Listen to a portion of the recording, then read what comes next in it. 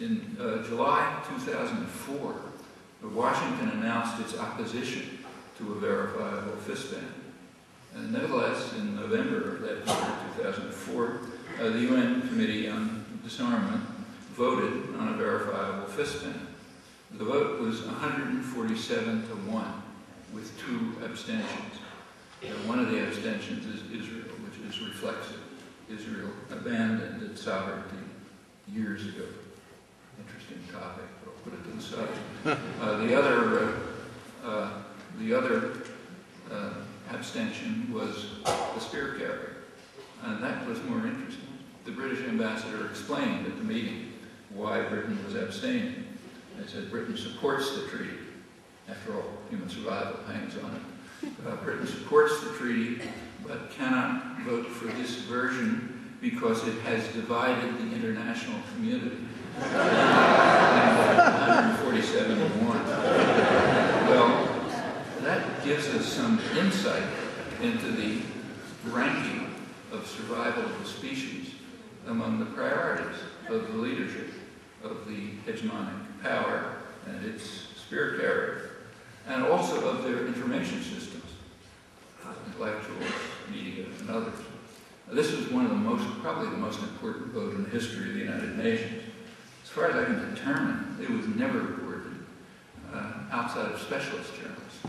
There, and the whole matter is unknown to the only people who can do something about it.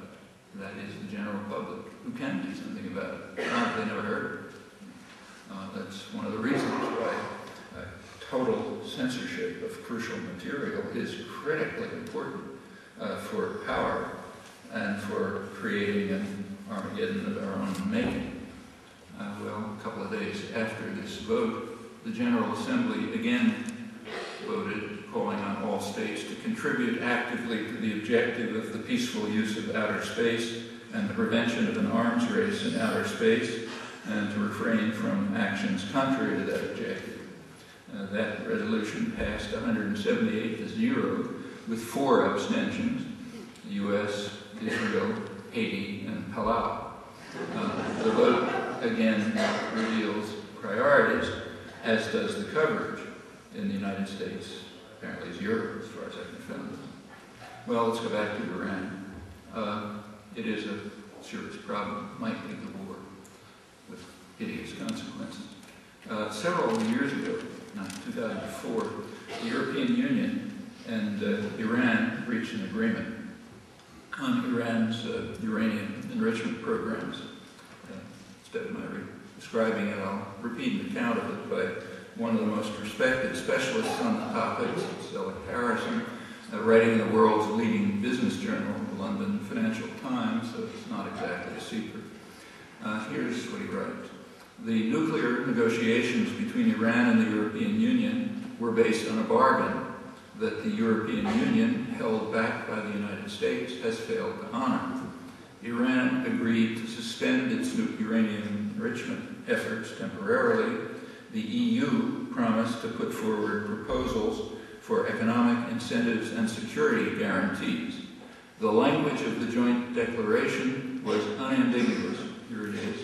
A mutually acceptable agreement would not only provide objective guarantees that Iran's nuclear program is exclusively for peaceful purposes, but would equally provide firm commitments on security issues.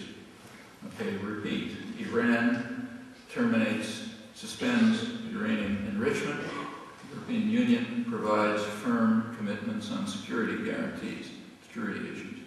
Well, everyone understands the meaning of the phrase security issues. It refers to the very credible U.S.-Israeli threats and preparations to attack Iran, which is no joke for a country that has been tortured by the global superpower for 50 years, including support for Saddam's murderous war, and that now happens to have to occupy the countries on Iran's borders, not to speak of the client state that is the regional superpower. Well, Iran lived up to the bargain. They did suspend uranium enrichment. But the EU, under U.S. pressure, rejected its commitments and refused to discuss security issues. After bargain as well. That's where we are now. Not the way it's presented, but that's the way it was and is. The background all is extended by a well-known British physicist, Noam Chomsky, who's long been active in trying to implement the Russell-Einstein fleet. He reviews the same picture and adds something else. He points out that the U.S. turned down Iran's offer to discuss security matters, including the nuclear program, in May 2003. And then he goes on to say that the Bush administration was following the same course that it did with North Korea. Bush refused to confirm that the U.S. was now bound by the no hostile intent statement of earlier agreements. It issued serious threats. It abandoned promised fuel shipments and a reactor project. North Korea then withdrew from the NPT, locked out the International Atomic Energy Agency inspectors, started up its plutonium-producing reactor and reprocessing plant, and in time announced that it had nuclear weapons, all exactly as anticipated, and exactly as in the case of Iran. Well, it's very clear how to reduce, maybe overcome these grim prospects. First of all, call off the threats that are practically urging Iran to develop nuclear weapons, join with the rest of the world in taking steps to reintegrate Iran into the international economy, and accept the Fist-Ban Treaty, with leading specialists, and that's important, leading specialists regard it as the most fundamental nuclear arms proposal. That's Princeton physicist and arms control specialist Frank von Hippel. And then move on to the legal obligation to close down the nuclear arsenals. Even steps in that direction would mitigate the upcoming crisis. Another possibility would be to join Iran in accepting al-Baradei's very sensible proposal. Well, this is so far off any agenda discussion that it's like talking about fairy tales, except that it is very much within reach. If the American population knew anything about this, they could make it happen. And I think probably would. Well, it's worth asking why Washington is so intent on punishing Iran that it's even willing to risk to increase nuclear proliferation and risk a very serious war. Actually, that shouldn't come as a surprise to anyone who's familiar with the record of internal planning and history. So why did the U.S. insist on bombing Serbia in 1999? Okay. Well, there is a standard claim. The standard claim is that the goals were humanitarian.